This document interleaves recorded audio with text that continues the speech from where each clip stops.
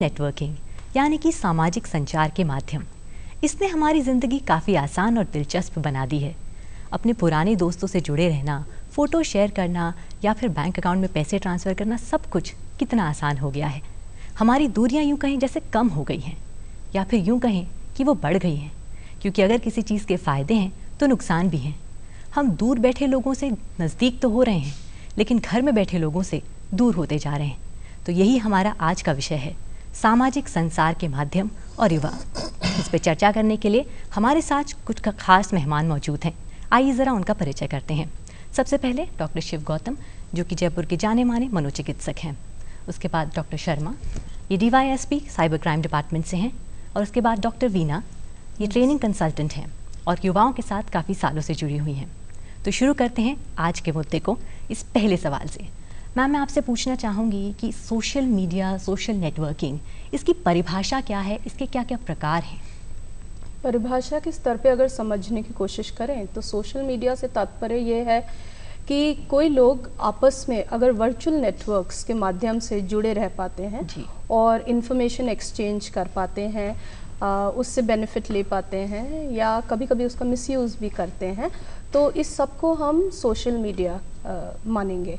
इसके लिए of course platforms अलग अलग प्रयोग में लाए जाते हैं, जैसे जनरली PC या लैपटॉप के थ्रू, कंप्यूटर सबसे बड़ा। उसके अलावा एक और माध्यम जो हम यूज़ करते हैं सोशल मीडिया के लिए वो है मोबाइल, जिसका पेनिट्रेशन काफ़ी ज़्यादा है। आजकल तो इंटरनेट मोबाइल में भी आ गया है, तो मोबाइल मेरे ख्याल से एक बहुत बड़ा गैजेट बन चुका है सोशल मीडिया से कनेक्ट रहने का। ये दो मेजर तरीके हैं जिससे कि सोशल मीडिया बहुत ज़्यादा बढ़ता जा रहा है और लोग इसे प्रयुक्त कर रहे हैं। और अगर कुछ प्लेटफॉर्म्स हम समझें तो सबसे बड़ा फेसबुक और ट्विटर, वो सबसे बड़ा एग्जाम्पल है, क्योंकि सबसे ज़्यादा सोशल मीडिया में वही फैला है। लेकिन उसके अलावा भी जितने भी हमारे सर्च इंजन्स हैं, जैसे कि विकीज़ या गूगल सबसे बड़ा सर्च इंजन जो है, या अल्ता विस्ता भी है, तो सर्च इंजन से शोध और इन्फॉर्मेशन भी हमें काफ़ी हद तक प्राप्त होती है, स्पेशली युवाओं को। और उसके अलावा ऑनलाइन शॉपिंग है या फिर चैट्स हैं, जितने भी हमारे चैट रूम्स हैं, मैसेंजर्स हैं, वो सब सोशल मीडिया में आते हैं। तो आजकल इंटरनेट पे हम कुछ भी कर सकते हैं। एब्सोल्युटली। एंड इनफैक्ट अगर हम ये देखें कि जितनी भी हमारी गेमिंग साइट्स भी हैं, जैसे आजकल कैंडी क्रश सागा का बहुत ज़्यादा युवाओं में क्रेज़ है, तो दैट इज़ ऑल्सो, वो भी सोशल मीडिया में ही आएगा। और उसके अलावा अपनी मैट्रिमोनियल साइट्स हैं, रिक्रूटमेंट साइट्स हैं, naukri.com है या मॉन्स्टर है, ये सारे के सारे हमारे सोशल मीडिया के ही अंतर्गत आते हैं। शॉपिंग करनी हो, नौकरी लगना हो, सब कुछ इंटरनेट के जरिए किया जा सकता है। बिल्कुल।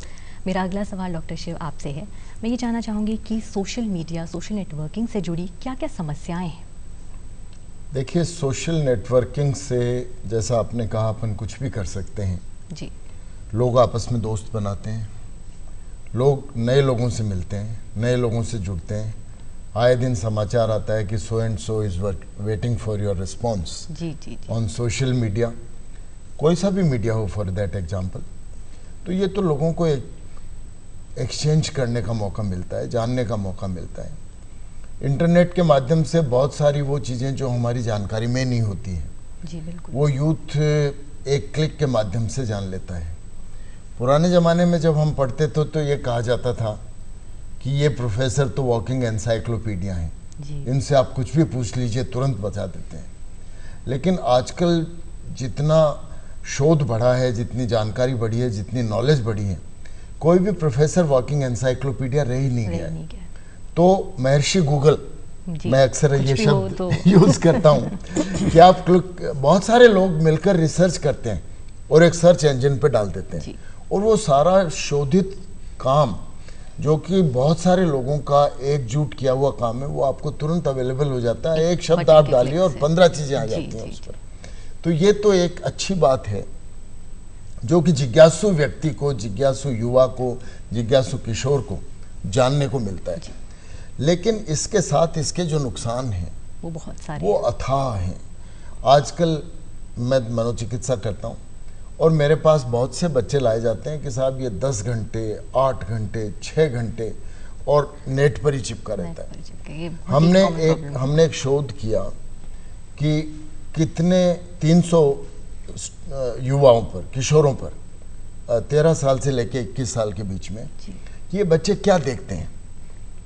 तो हमने जो बच्चे वहाँ जाते थे उनसे पूछा, भाई कौन सी साइट देखते हो, क्या जानकारी लेते हो। और आप ताज्जुब करेंगे कि 15% ही बच्चे वो हैं जो कि अपने कोर्स रिलेटेड जानकारी को सर्च करते हैं। 85% बच्चे या तो एंटरटेनमेंट सर्च करते हैं या फिर दोस्तों से चैटिंग करते हैं जिसके लिए वो जाते हैं, और नए संबंध बनाने की बात करते हैं। और करीब करीब 20% से 25% बच्चे ऐसे होते हैं जो कि उन साइट्स को देखते हैं जो कि उनके लिए वर्जित साइट्स हैं, सेक्सुअल साइट्स हैं या दूसरी साइट्स हैं। और इस सब में उनका जो समय जाया होता है उसके लिए एक शब्द आया है इंटरनेट एडिक्शन। इंटरनेट एडिक्शन का मतलब कि वो व्यक्ति जो 4 घंटे प्रतिदिन से ज़्यादा अगर नेट पर बिताता है एटलीस्ट 5 डेज ए वीक, तो हम उसको एडिक्शन की श्रेणी में लेते हैं। जैसे नशे की चीज़ों का एडिक्शन हो जाता है, लत पड़ जाती है, काउंट होने लग गया है, absolutely it has come as a diagnostic entity. ये एक बीमारी के रूप में डेवलप हो रहा है। और 4 घंटे प्रतिदिन यानी कि आपके कुल वेकिंग पीरियड का 6 घंटे तो 7 घंटे तो आप सो ही जाते हैं जी। 25% of your total life time you are spending on net. आप देखिए कितना टाइम है। और इतना ही प्रोडक्टिव टाइम अगर युवा अपने कोर्स पर देता है या अपनी दूसरी जो हॉबीज हैं उनमें देता है, खेलने में देता है, तो उसका चहुमुखी विकास हो सकता है। तो मतलब ये देखा जाए तो सोशल मीडिया ये एक नुकसान मैंने आपको बताया। इसके अलावा दूसरे नुकसान, आजकल जो मेरे पास बच्चे डिप्रेस होकर आ रहे हैं वो failure of relationship on social media. Social media में बच्चे आपस में चैट करते हैं, दोस्त बन जाते हैं, अच्छे दोस्त बन जाते हैं, एक दूसरे की तस्वीरें दिखाते हैं, एक दूसरे की इंटीमेट तस्वीरें दिखाते हैं, और यहाँ तक कि पूरे खुल जाते हैं उस सोशल मीडिया पर एक दूसरे से। और फिर बाद में पता चला कि नेट पर ही संबंध टूट भी गए और वो आदमी बिना मिले डिप्रेस भी हो गया। जी। और वो डिप्रेशन की स्टेट में सुइसाइडल अटेम्प्ट को लेते हुए बच्चे मेरे पास आते हैं जी। तीसरा जो सबसे इम्पॉर्टेंट चीज़ है वो सफरिंग ऑफ द फैमिली। परिवार किस तरह से इसकी वजह से सफ़र कर रहे हैं। मैं आपको एक उदाहरण दूँ छोटा सा। एक महिला मेरे पास आई, 5 फुट 3 इंच की पतली सी लेडी, लड़का 5.25-6 फुट के बीच में हो गया, और बेटा उसका तंदुरुस्त, कि साहब ये मुझे पीटता है। माँ को बेटा पीटता है। मैंने पूछा बहन जी क्यों पीटता है? कि साहब ये आए दिन कहता है कि मेरे लिए 15,000 का, 20,000 का, 30,000 का मोबाइल लेके आओ जिसमें सोशल मीडिया की सारी चीज़ें मैं देख सकूं, नेट भी देख सकूं। अब हमारे परिवार की कुल आय 15,000 रुपये। हम इसको हर 15वें दिन इतने महंगे मोबाइल अगर ला के दें तो हम खाएंगे क्या? It's a real problem. वो कहता है मुझे नहीं मालूम, कहीं से भी लाओ। जैसे एक शराबी आदमी कहता है कि मेरे को तो शराब का इंतजाम होना चाहिए, परिवार के लिए बचे या नहीं बचे पैसा। जी। उसी तरह से ये एक लत बन गई है। और वो व्यक्ति महंगे इस तरह के उपकरण, गैजेट्स जो हैं, उनको प्राप्त करना चाहता है at any cost, because he wants to be associated on the social media. तो ये हुई सोशल मीडिया की बात। सर, अब मैं एक और जो टर्म देखने में आ रहा है, साइबर क्राइम, जो कि मैं मिस्टर शर्मा आपसे पूछना चाहूँगी कि ये शब्द क्या है, साइबर क्राइम क्या होता है और इससे जुड़े क्या क्या कानून हैं जो लोगों को पता नहीं है, उन पर ज़रा रोशनी डालिए। तो मैं आपको बताऊँ साइबर क्राइम में क्या है कि जो ट्रेडिशनल क्राइम है जी, वो उसको करने के लिए कंप्यूटर, इंटरनेट, मोबाइल फ़ोन और गैजेट्स जो भी इलेक्ट्रॉनिक्स हैं, इनका भी यूज करते हो तो वो साइबर क्राइम कहलाता है।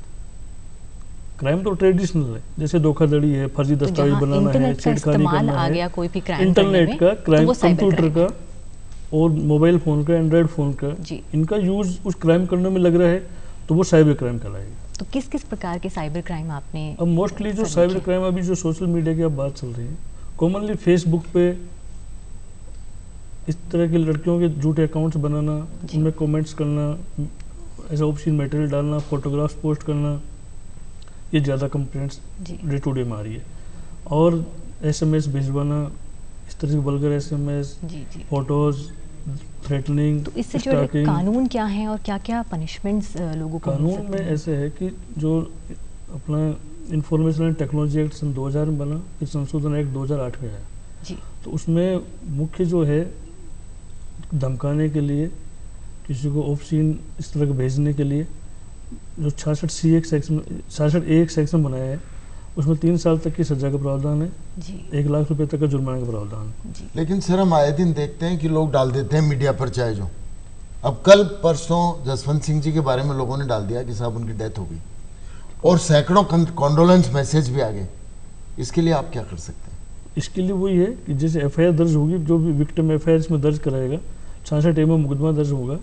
मुकदमा दर्ज होने के बाद इसमें इन्वेस्टिगेशन होगी, ये देखा जाएगा ये किस आदमी के द्वारा डाला जाएगा, किस आईपी का यूज करके डाला गया है, उसका पता लगाया जा सकता है। और आपका कोई परिचित दोस्त है वो आपकी कुछ बना ले वीडियो और वो बिना आपकी जानकारी के डाल दे? हाँ, तो वो भी मेरा जो 66C में क्या होता है कि जो आइडेंटिफिकेशन यूज होता है, मेरी यूनिक आइडेंटिफिकेशन यदि कोई यूज करता है तो 66C में वो 3 साल की सजा है, 2 लाख तक का इसमें जुर्माना है। और अगर आप फर्जी बना ली और ट्रेस ही नहीं कर पाए आदमी को कि कौन डाल रहा है तो? नहीं, ट्रेस तो इसलिए हो जाता है कि उसमें इंटरनेट का यूज़ करेगा डालने के लिए, इंटरनेट का यूज़ करेगा तो कोई आईपी का यूज़ करेगा, आईपी यूनिक होती है, आईपी यूनिक होती है। जुड़ा एक सवाल और भी है कि कुछ लोग जैसे किसी एक डेजिग्नेशन पे काम करते हैं लेकिन अकाउंट बनाते वक्त वो कोई और डेजिग्नेशन दिखा देते हैं, शायद उससे ऊंची डेजिग्नेशन, तो क्या ये भी एक साइबर क्राइम में आएगा?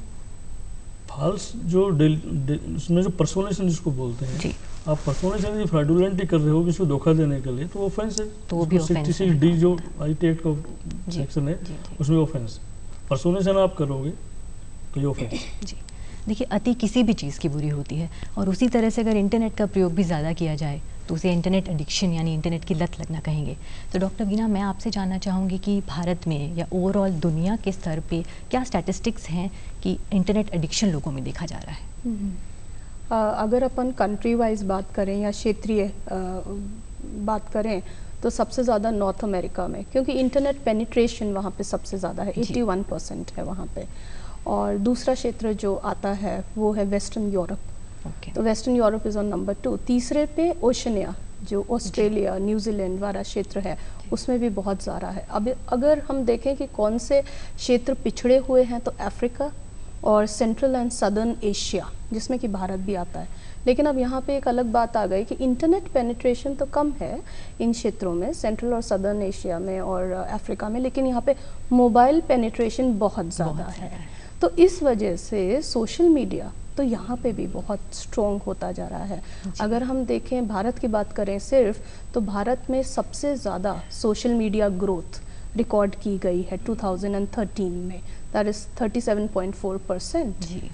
अब एक और ट्रेंड जो सामने आ रहा है वो ये कि दुनिया भर में धीरे धीरे सोशल मीडिया का क्रेज़ कम होने लगा है।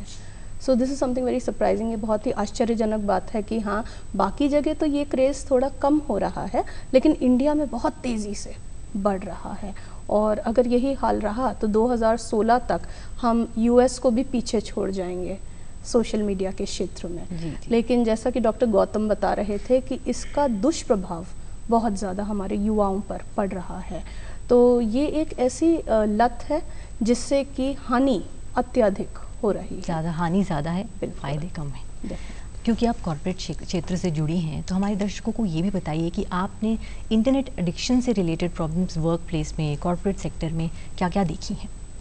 जब युवा नए नए कॉर्पोरेट्स को ज्वाइन करते हैं, ट्रेनी लेवल पे ज्वाइन करते हैं या असिस्टेंट मैनेजर लेवल पे ज्वाइन करते हैं, तो उन्हें ये आभास नहीं होता है कि उन्हें सोशल मीडिया का बहुत ज़्यादा दुरुपयोग नहीं करना है। इनफैक्ट बिल्कुल भी नहीं करना चाहिए और कोई भी एम्प्लॉयर ये नहीं चाहेगा कि वो अपने ऑफिशियल टाइम में से सोशल मीडिया पे कुछ भी समय जाके व्यतीत करे।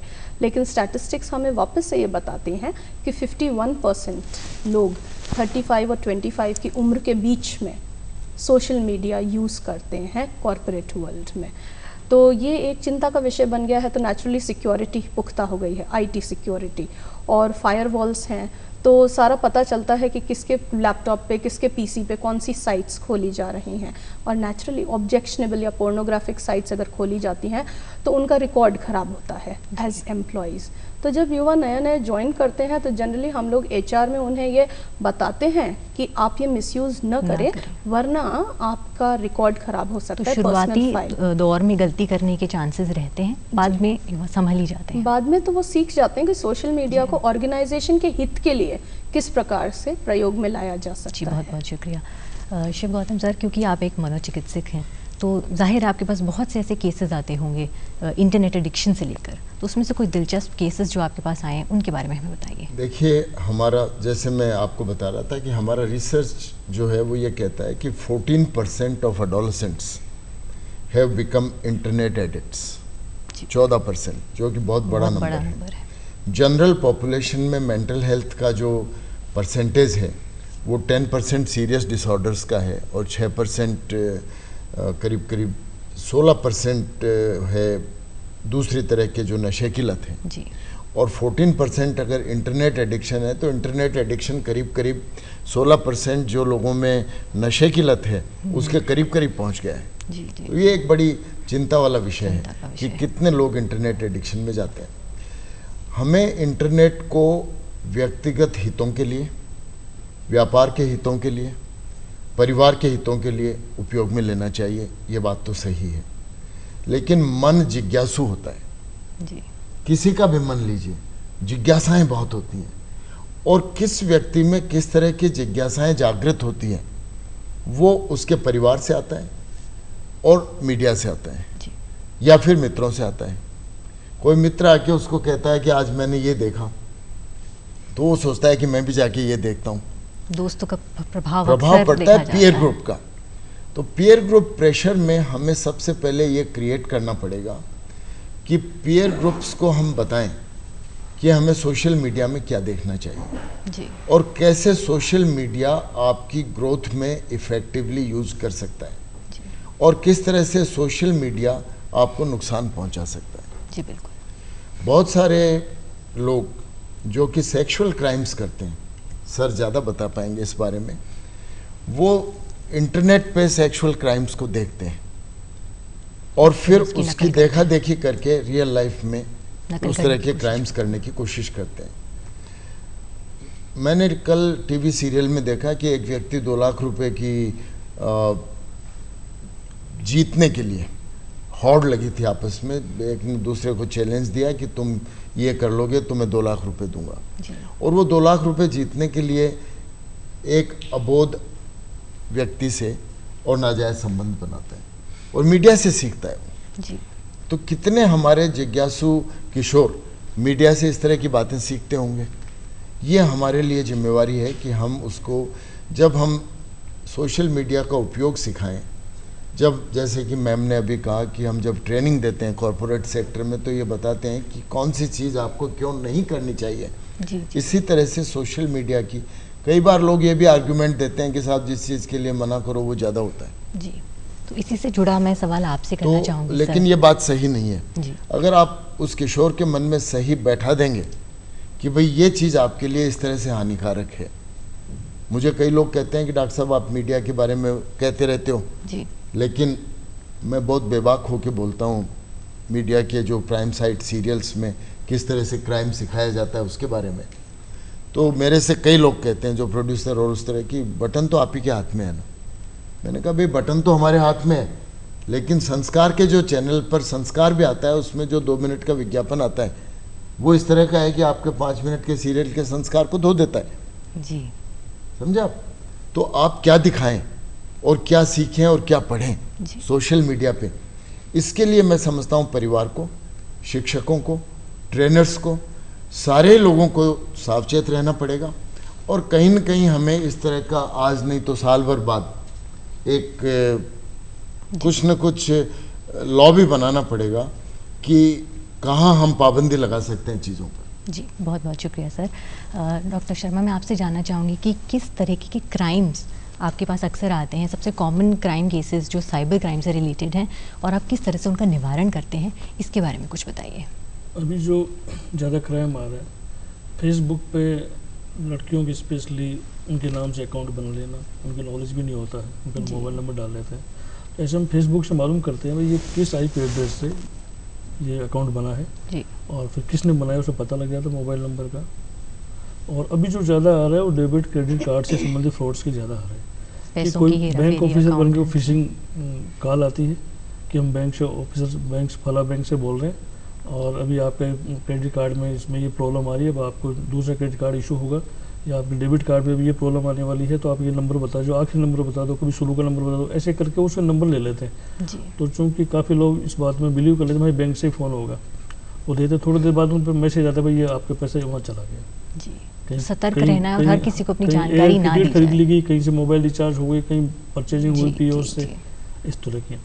एक जो सबसे बड़ा क्राइम इस वक्त हो रहा है, जो जयपुर के जो एक्सपोर्टर्स हैं, जहाँ के भी एक्सपोर्टर्स हैं, उनके फिशिंग मेल से उनके जो बायर होते हैं अमेरिका या यूएस में जहाँ भी होते हैं, उनके पास मेल जाता है कि आप हमारा जो पेमेंट देने वाले हो, ये पेमेंट हमारा इंडिया में बैंक में कोई प्रॉब्लम चल रही है इनकम टैक्स की हमारे, तो कृपया हमारे हांगकांग के फला बैंक अकाउंट में जमा करा दें। तो काफ़ी लाखों डॉलर उन खातों में जमा हो जाती है। जब इनके पास पेमेंट आता नहीं, ये पूछते हैं उनसे क्या हुआ टेलीफोन से, तो पता पड़ता है कि पेमेंट तो आपने भेज दिया, आपने जो नया एड्रेस दिया था उस पर। तो इसके लिए सर ये तो हुई क्राइम की बात। अगर कोई विक्टिम हो, किसी के साथ क्राइम किया गया हो, उसे जाने अनजाने में वो इसका शिकार हो जाए, तो इससे वो कैसे बचे और किस तरीके से उसको मतलब पुलिस के पास जाना चाहिए, क्या करना चाहिए, इसका कुछ बताइए हमें। शिकार होने से बचने के लिए सबसे पहली चीज़ यही है कि अवेयरनेस आना चाहिए अपने को। जैसे बैंक से कोई फ़ोन आ रहा है तो ये मानना चाहिए कि कोई बैंक ऐसे फ़ोन से डेबिट कार्ड क्रेडिट कार्ड की इन्फॉर्मेशन नहीं लेता, उसको मानना नहीं चाहिए। या लॉटरी फ्रॉड्स के लिए लॉटरी के टेलीफोन आके आपके कोका-कोला की लॉटरी खुल गई, आपके कोई और इंटरनेशनल बैंक की लॉटरी खुल गई, तो ये मानना चाहिए कोई बैंक इस तरह की लॉटरी नहीं खोलता। या कोई मोबाइल नंबर पे आपकी लॉटरी लग गई, यकीन ना करें और बहुत सतर्क रहना लालच में नहीं आवे, इस तरह के लालच में नहीं आवे कि आपका रिज्यूम सेलेक्ट हो गया और आपका इतना पैसा जमा करा दो और आपकी नौकरी कंपनी में लगी, मारुति में लगी। तो इस तरह इन चीज़ों कई मेल इस तरह की भी आती हैं, इस तरह की मेल आजकल कई लोग इसके शिकार हुए हैं कि मैं यहाँ घूमने के लिए आया हुआ हूँ, हाँ, कि मेरा पर्स चोरी हो गया, मेरा पासपोर्ट चोरी हो गया है, मेरा सब कुछ चोरी हो गया और प्लीज मुझे इतने डॉलर भेज दो और इस खाते में भेज दो। और जब फोन करते हैं तो पता लगता है कि वो आदमी गया ही नहीं। इनको वेरिफिकेशन करें, संबंधित कंपनी से करें, संबंधित दोस्तों से करें, जिसका फिशिंग मेल है बैंक से है तो बैंक से वेरीफाई करें। जो नहीं कि फ़ोन आते हैं उस पर कंप्लाइंस में पैसे जमा कराना शुरू कर दिया। जी जी, शुक्रिया सर। डॉक्टर वीना, अब मैं आपसे पूछना चाहूँगी कि किस किस लेवल पर लोग, खास करके युवा, जुड़े हुए हैं इंटरनेट से, क्या क्या स्टेजेस ऑफ एंगेजमेंट हैं, आप हमें बताइए, और सबसे खतरनाक स्टेज कौन सी है? इसको समझाने के लिए मैं पहले मार्केटिंग के पॉइंट ऑफ व्यू से आपको बताती हूँ कि सोशल मीडिया का जो उपयोग करते हैं कंपनी वाले, तो वो एक कॉन्सेप्ट का प्रयोग करते हैं, एडा, attention, interest, desire and action. तो उनका ये उद्देश्य रहता है कि युवाओं का अटेंशन अट्रैक्ट करें ताकि उनका ध्यान आकर्षित हो, फिर इंटरेस्ट जनरेट हो, मतलब ऐसा कुछ अपनी साइट पे मटेरियल डालें जिससे कि युवा इंटरेस्टेड हो उस पर वापस जाने को। तीसरी चीज़, जब उनमें डिज़ायर या इच्छा उत्पन्न हो कि भाई ये तो हमारे लिए बड़ी काम की चीज़ है या हमारी इंटरेस्ट की बात है तो हम बार बार जाएंगे, तो फिर they get into action. Action से एडिक्शन हो जाता है, बार बार कोई चीज़ रिपीट करेंगे, हैबिट, और फिर एक अति उसकी होने लग जाएगी तो एडिक्शन। ये मार्केटर्स के पॉइंट ऑफ व्यू से एक तरीका रहता है युवाओं को सोशल मीडिया से जोड़ने का। अब अगर हम युवाओं के पॉइंट ऑफ व्यू से देखें कि क्या लेवल्स हैं, तो 3 लेवल्स होती हैं। सबसे पहली होती है आइडेंटिफिकेशन। जब युवा किसी भी वेबसाइट से, चाहे हम व्हाट्सएप की बात करें या हम फेसबुक ट्विटर की बात करें, किसी भी वेबसाइट से उनको ये लगता है कि भाई मेरी आइडेंटिटी या मेरा व्यक्तित्व यहाँ पे मैच कर रहा है या मेरे जैसे ही दूसरे लोग यहाँ पे हैं, तो आइडेंटिफिकेशन है, उस पर युवा कुछ समय के लिए जाते हैं, तो उसमें बहुत ज़्यादा परेशानी वाली बात नहीं है। जी। दूसरा लेवल होता है बिलोंगिंगनेस। बिलोंगिंगनेस उनकी जब क्रिएट होने लगती है कि भाई मैंने अपने परिवार की पिक्चर्स डाली और 25 लाइक्स आ गए और 100 लाइक्स बढ़ गए और 200 हो गए, तो उनको एक फीलिंग ऑफ बिलोंगिंगनेस आने लगती है कि अरे वाह, मुझे लोग अप्रिशिएट कर रहे हैं, देखिए किसने क्या लिखा। तो वो फिर बार बार वहाँ पे जाने लगते हैं और कुछ ऐसा करने लगते हैं कि उनकी प्रेजेंस वहाँ पे बनी रहे। जी, तो ये हमने कुछ लेवल्स जाने और हमने शॉर्ट टर्म ये भी चीज़ सीख ली कि सतर्क रहें, सबसे बड़ी बात, कि अपने इन्फॉर्मेशन ऐसे ही ना दें, अपने आप की सेफ्टी हमारे हाथ में। और क्योंकि दिन प्रतिदिन मेरे हिसाब से सोशल नेटवर्किंग के साथ हमारा जुड़ाव बढ़ता ही जाएगा, कम नहीं होगा, तो उसके चलते मैम हमें ये बताइए कि कोई लॉन्ग टर्म सोल्यूशन जो आप हमें ऑफ़र कर सकती हैं इस प्रॉब्लम का निदान पाने के लिए। एक बहुत ही इम्पोर्टेंट सोल्यूशन जो गौतम जी ने भी बताया वो ये था कि सेल्फ रेगुलेशन। अगर हम काउंसिल या मेंटोर कर देते हैं, चाहे अभिभावक, चाहे टीचर्स, चाहे ट्रेनर्स कंपनीज़ में, तो लोगों को ये समझ में आ जाता है कि मेरे लिए किस हद तक सोशल मीडिया का प्रयोग करना लाभकारी है और उसके बाद कहाँ पे लाइन ड्रॉ कर देनी चाहिए जिसके बाद मुझे नुकसान होना। किसी और के कहने से कोई नहीं रुकता है और हम हमेशा उनको रूल्स एंड रेगुलेशंस में बांधना भी नहीं चाहते, लॉन्ग टर्म में वो काम नहीं करता। इसलिए सेल्फ रेगुलेशन, खुद को ही रोकने की इच्छा उनमें जागृत करना बहुत ज़रूरी है, जिसको हम मैनेजमेंट टर्मिनोलॉजी में बोले तो EQ, इमोशनल कोशेंट की परिभाषा में वो आता है। मिस्टर शर्मा, अब मैं आपसे चाहूँगी कि एक छोटा सा संदेश जो आप देना चाहेंगे आज के युवा को, सोशल मीडिया में कैसे सतर्क रहें इसके लिए? सोशल मीडिया में सतर्क रहने के लिए सबसे पहला यह है कि अपनी पर्सनल इन्फॉर्मेशन सोशल मीडिया पे नहीं डालना चाहिए जी। इसका प्राय मिसयूज होता है, चाहे आपकी फ़ोटो हो, चाहे आपका मोबाइल नंबर है, डेट ऑफ बर्थ या आपकी वो आइडेंटिटी, जो भी पर्सनल आपकी यूनिक आइडेंटिटी है, वो निश्चित रूप से सोशल मीडिया पे बिल्कुल भी नहीं डालना चाहिए जी। और जो आपकी सेटिंग्स में है उसमें आप रिस्ट्रिक्ट कीजिए कि आप सोशल मीडिया में आपसे कौन कौन कनेक्ट हो सकते हैं, ताकि वही आपके शेयर कर पाए। आपने फ्रेंड्स आए हर बिना सोचे इसमें जो फ्रेंड्स को लाइक करते जा रहे हैं, यस करते जा रहे हैं, फ्रेंड्स बनाते जा रहे हैं, और फ्रेंड्स बना भी लिए तो कम से कम उनसे मिलने की कोशिश, पर्सनली विजिट कभी करने की कोशिश मत करें। अभी आपने सुना होगा 1 वीक पहले बॉम्बे की एक लड़की ने मतलब फेसबुक फ्रेंड से मिलने के लिए जयपुर आ गई और यहाँ ने पता पड़ा वो तो 60 साल का बुढ़ा आदमी है जी। बहुत बहुत शुक्रिया। और हमारा समय अब यहीं पर ख़त्म होता है। मैं आप तीनों का बहुत बहुत शुक्रिया अदा करती हूँ कि आप हमारे स्टूडियो में आए और हमारे दर्शकों को इतनी महत्वपूर्ण जानकारी दी। और आप सभी दर्शकों का भी बहुत बहुत शुक्रिया हमारे साथ जुड़ने के लिए। और मैं यही कहूँगी जाते जाते आप सभी से कि सोशल नेटवर्किंग, सोशल मीडिया को अपनी ज़िंदगी का हिस्सा बनाइए, अपनी ज़िंदगी नहीं। अगले हफ्ते एक नए मुद्दे के साथ फिर से लौटूंगी, तब तक तमन्ना को दीजिए इजाज़त। नमस्कार।